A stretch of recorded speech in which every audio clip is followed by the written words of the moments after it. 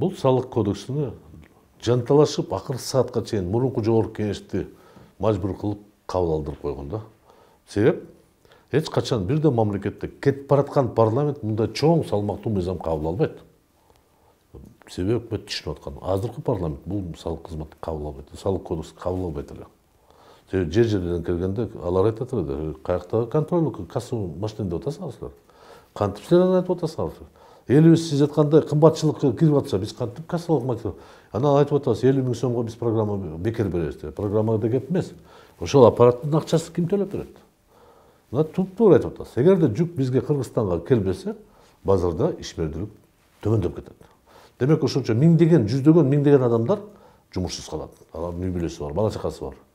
Эгерде аларды социалдык баягы жөлөк пул деп коебуз, пособие татыктуу болсо, биз үнчүкпай турсак болот эле. Жок да пособие.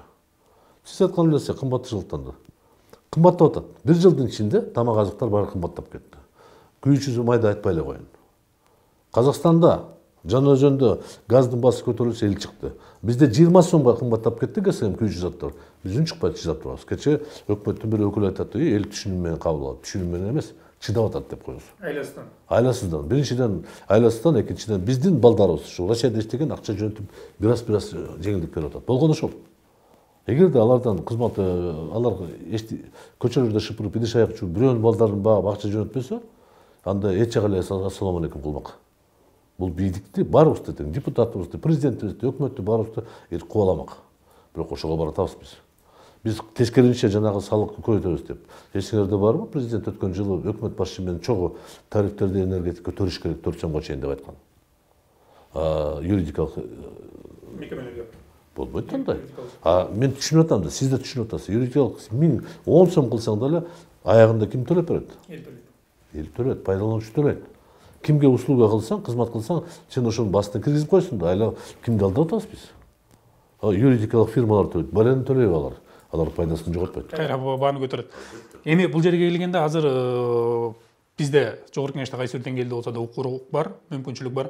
Ушул салык кодексин убактылуу токтотуп, же болбосо мындай ишке киргизүүсүн узартып коюуга барбы? Мисалы 24-жылга чейин, же болбосо 23-жылга чейин деппи, же болбосо абал эми экономикалык өзүнүн көрсөткүчтөрү бар да.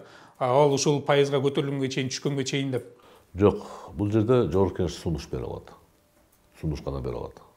Бул жерде эл чыгып токтоткула десе, бизде өкмөт ушундай адат кайрылганда, эл чыкса, алар токтотот. Депутаттар айтса токтотпойт да. Депутаттар элдин өкүлү болгондуктан ошолорду айтып атабыз. Бюджеттик комитетте башкаларда мен комитеттин мүчөсү эмесмин, депутаттар айтып атат, ай, шашып кеттик. Элдин аалына жараша, мүмкүнчүлүгүнө жараша салык көзүн өткөрүш керек. Эгер салык кодексинде биз башында жазып койсок, жыл сайын 20 сом кошулат десе, элдин аң сезими көнөт эле. Жок, биз эртең бюджетти көтөрүшүбүз керек деп асманга чыгарып жиберсек, ойлонгон эми Акылбек акылдуу жигит.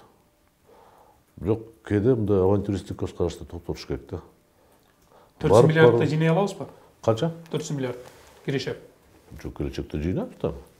Эгер КСМдин баасы кымбаттап кетсе, акциздин налогдун көлөмү көбөйүп кетет да. Туура. Башка НДС көбөйүп кетет да. Көрсөтүш өзгөрүп кетет. Эгерде Казакстанда жанагы ызычуулар бир аз узарып кетсе, анда товаропоток бизден өтөт да. Демек бизде бажык төлөмдөр көбөйүп кетет да. Анан эгерде биз ишмердүүлүгүбүз кичине болсо, көтөрүлөт, маселе жок. Бирок 140 миллиарддан 400 миллиард деген бул мен ишенбейм. Мен мындай айтайын да. Андай жөнөкөй жол менен көтөрө албайт. Фискалдык саясатты күчөтүп, көңүлсүз ар бир ишмерди калтырып алсак, анда топтосок болот. Бирок биз айла жок бүгүнкү күндө көп нерсеге көз жумуп атабыз.